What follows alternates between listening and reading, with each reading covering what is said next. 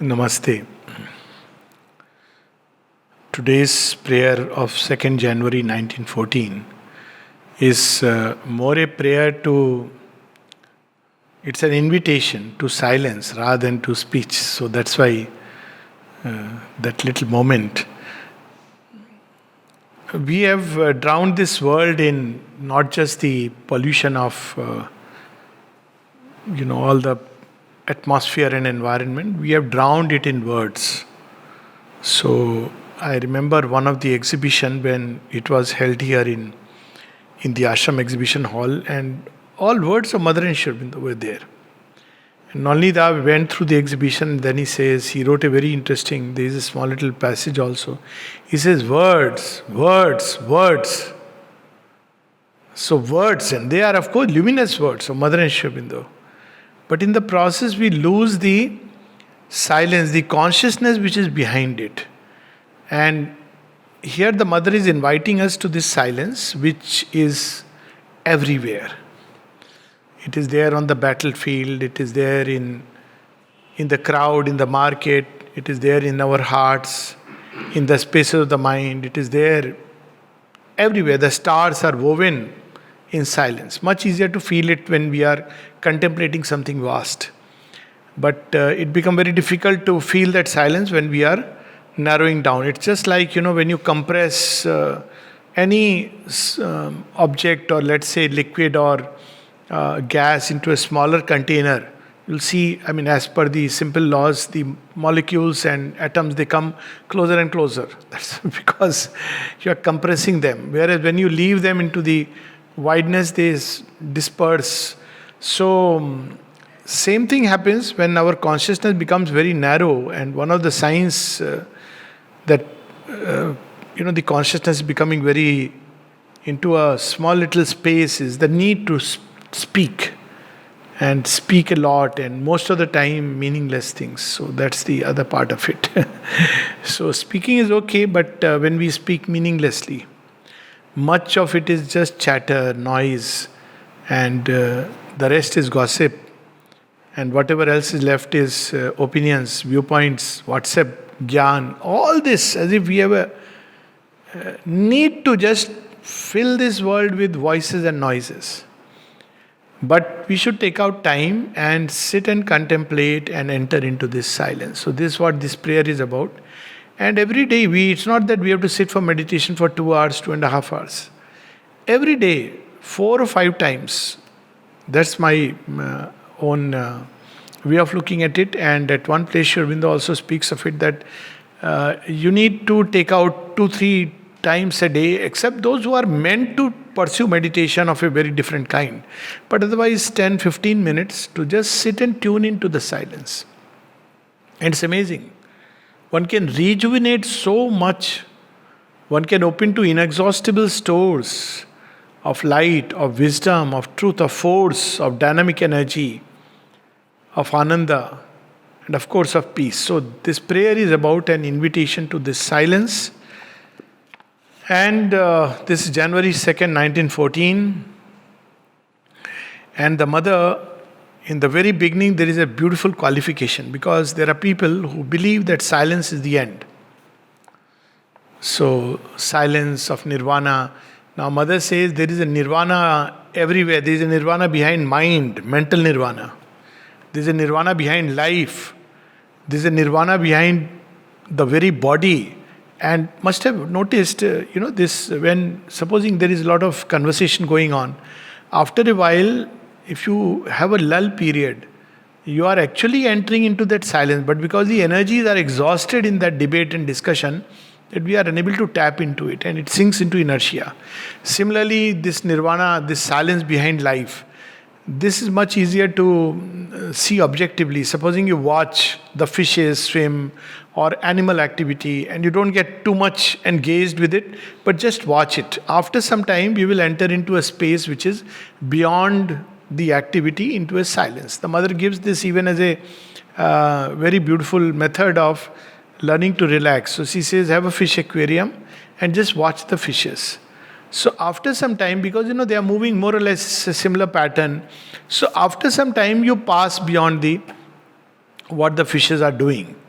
and you enter into a state of inner silence. So there are so many ways. Looking at these stars at night, one can enter into silence. Even if there are no stars, just watching the ocean and slowly any kind of repetitive activity and the sense of vastness, and suddenly one enters, passes into the silence. And what is there hidden in the silence? There it is He. So repeatedly, this is something very, it is just along the lines of the Gita. We will hear there are mystics who say nothingness is the ultimate thing. But nothingness can't be the ultimate thing, it's a paradox. So there is something beyond nothingness. So there is life which is full of teeming with activity. There is the silence behind life, and there is beyond the silence He who is manifesting Himself through the silence. So we see that exactly how it is described in the Gita.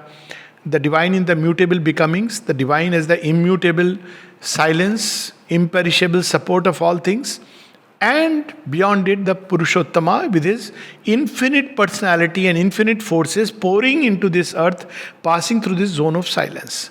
So, and again, everything in creation reproduces some profound truth. So if you look at the sun, it's a perfect example. So between earth, if you have to one have to journey even to moon actually, you have to pass through a zone where you come out of gravity. So when you come out of gravity, then you are not pulled back to earth. But you are not yet into the gravity of the moon. You are moving in a space which is where you could continue ad infinitum moving. Then you can pass that space and enter into the gravitational field either of the moon or one of the planets. So this zero gravity is a kind of state in which there is a state of silence. The physical nature is reproducing this truth. And the spiritual mind will be that when we pass from the silence into the moon. And the supramental is when we go beyond even the moon is a reflected ray. Where is it receiving it? From the sun. So this symbol is very beautiful to remember.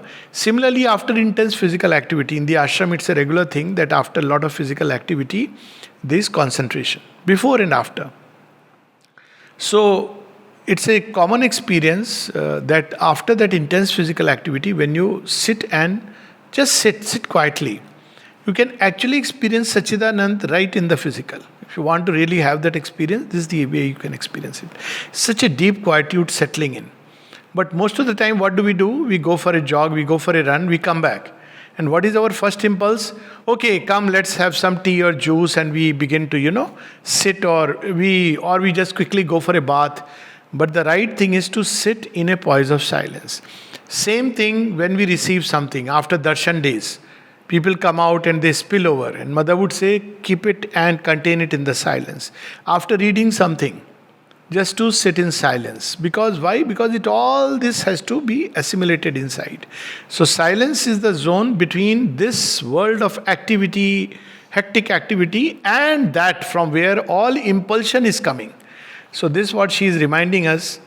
This marvellous silence manifests thee. So silence itself is an instrument to manifest. Why? The divine manifests through this zone of silence, because that's where it can all come unadulterated, without any filter. The moment after that it enters into all the vessels and channels, it becomes limited, takes a certain angle of vision. But in that state, it is all contained in the original plenitude. This marvelous silence manifests thee in spite of the folly of human agitation. What is human agitation? Activity is equivalent to running around. So that's the story of Buddha and Angulimal, that he tries to catch Buddha, and Buddha says, catch me, and Buddha never moves, and he tries to catch, and however far he goes, he finds Buddha always ahead of him, yet at the same spot. So that story is also there is in the Isha Upanishad, that the gods can't catch. Why? Because the divine is always ahead. So divine is that stable basis within whom all the three movements of time are contained within. So you can't catch, because all movement means from one point to another. But within him, all the entire creation has come and absorbed into that state of inner silence. So here, this human agitation, in spite of that silence manifests.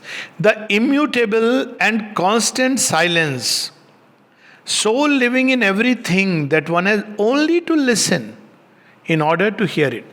So we have to tune into the silence instead of tuning into all the various things. And it says it's everywhere. You can pick up a stone and enter into silence. Just go into a silence inside. Look at a tree and enter into silence. Just sit quietly with nature and enter into silence. Even there are moments which are very much tuned to silence, which help us in tuning. One of them is early morning when there is this outbreak of the gods, the dawn. Another when there is the twilight, when there is a transition. During transition, there is a state when there is silence. I have personally felt it even during mid-noon time. So if one sits at that time, the meditations are very deep and one can enter into it, because it's a state when nature is entering into a state of quiescence, because it's changing, it's turning, changing guard. So that's a time when we can take advantage of it, but we have to learn to tune to this silence. In opposition to all that is futile noise, vain agitation, useless dispersion of energies, plenty, even things which we think are very useful.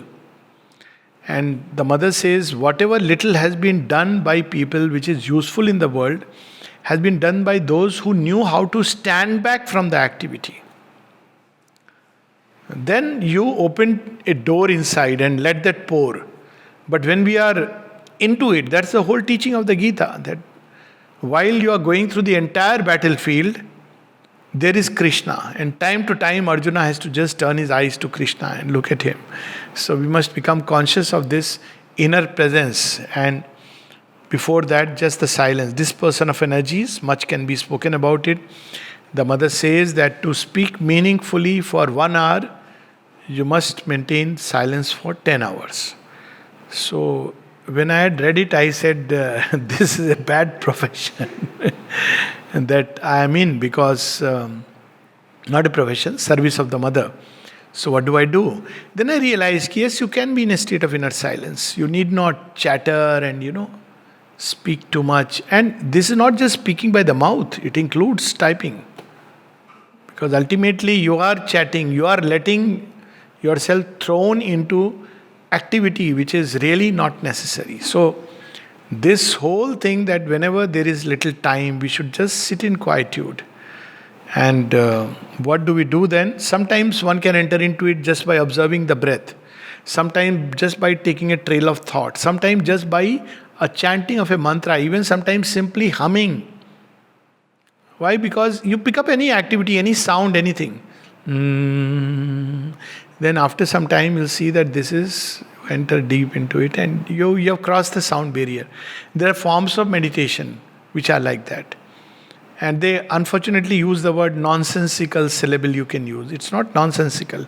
Pick up any sound, seed sound, root sounds, apart from their special value to the tantric. I am not going into it, and there is a sense behind it.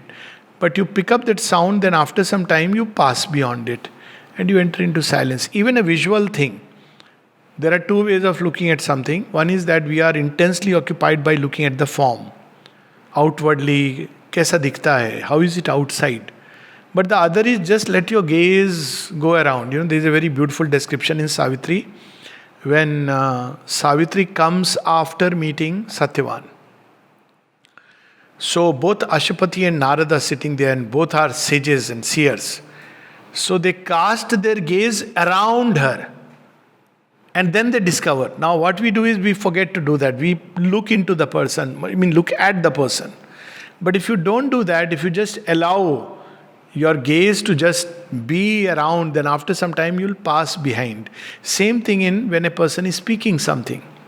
So we get intensely agitated and animated discussion. But if you just listen without judging, without anything, then after some time you pass beyond the noise and the words into that silence. So anything can be used as a means, and there are several ways. But the worst is gossip, she says very clearly, and especially when it is about people and their defects and criticism, and especially when it is filled with malicious intents, then Mother has said it's like spiritual suicide. And then she gives us a beautiful blessing. Let it flower in her being. What is she asking to flower? Silence. You get it? Silence is a form. She's giving it a form. Let it flower in her being as a generator of light and peace. It is the original source. So if we just tune into this silence, few minutes are enough. And for us, we have such simple ways, just tune into the mother, and then that outpouring begins. It's a generator of light and peace. And let its power radiate on all in beneficent waves. That's all we have to do. Just to sit quietly few moments, tune into this silence, and let this peace, there is an invocation here, that peace, that light, that enter and let it radiate upon all beings. So we don't have to really go to this temple, that place, It's not necessary, because the original temple, there are 3 temples of God. The first temple is the atom itself. Atom is a temple, abode. Sri Aurobindo describes that Shiva in his chariot rides, fiery chariot rides. Minutest temple. Then there is another temple which is the universe. Every day you can have darshan of the Lord there in his Arup Roop. And then that final temple is within man's heart. So these are the 3 original temples. All that we need is to enter there and tune into the silence. Normally temples have become so chaotic. So much noise, so much. That's why one of the best things about the ashram is silence is emphasized. And it's written silence. Not that you go there and start chattering and all that. Inner chatter, of course, but start with something external. Thou art the savour of a life and the reason of all activity, the goal of our thoughts. And then she is once again reminding us that we receive everything from the divine, savour of a life, the real essence, He from whom everything flows, and the reason of all activity. Everything should turn towards the divine. So this is very beautiful, because normally we think there are some activities which are meant for taking us to the divine, some activities which are mundane. This is the old division. In Synthesis of Yoga, Sri Aurobindo beautifully says that this is the old religious division. So religious division is if you go to temple, or if you chant a prayer, or if you do agarbatti and all that, it is meant for God. But when you are doing business, you are seeing a patient, you are talking to someone, going for a walk, it's your time. That is God time, this is your time. But by tuning in, every activity's goal should be to turn towards the divine. Anything. And Sri Aurobindo goes on to say, even a very breathing and heartbeat can be so tuned that every moment a heart beats and this breath, it should be what is the goal of life? It is the divine. When we do that, then every activity, whether it's bath, whether it's even the most mechanical activities, food, digestion, so He is the goal of all our activities. And He is also the essence of all life. It is He who becomes the rasa of life. So savour of, it's a very interesting word she is using. That's why we savour life. Why do we savour? Because there is within it something of the divine essence. So to tap into that, but we cannot tap into that if we live in a world of noise and agitation. The only way to tap into that is by practicing these moments of quietude. So I'll read this again, January 2nd, 1914. This marvellous silence manifests thee in spite of the folly of human agitation. The immutable and constant silence so living in everything that one has only to listen in order to hear it. In opposition to all that is futile noise, vain agitation, useless dispersion of energies. These should be moments when everything should be out. Phone, people.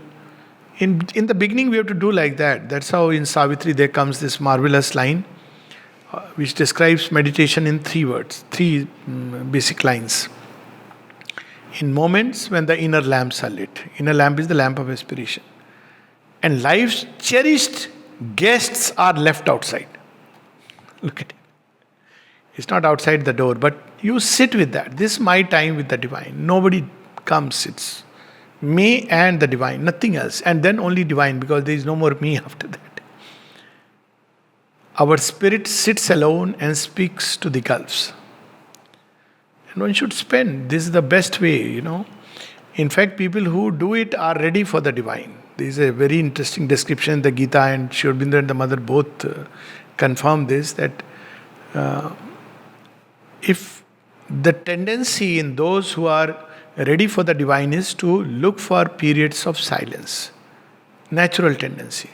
The reverse is when you are looking for some activity, you're looking for some party, some people to drown yourself. But otherwise, people who are seeking the divine have a natural tendency to find silence, look for moments, snatch moments of silence. They can always be snatched everywhere, even the most busy activity. Another activity when it's so easy to tune in is any mechanical activity. When you're driving, so it's so much easier to go inside and tune to that. Of course, there comes a time when on the battlefield one can tune in. But in the beginning, it's very good to snatch those moments.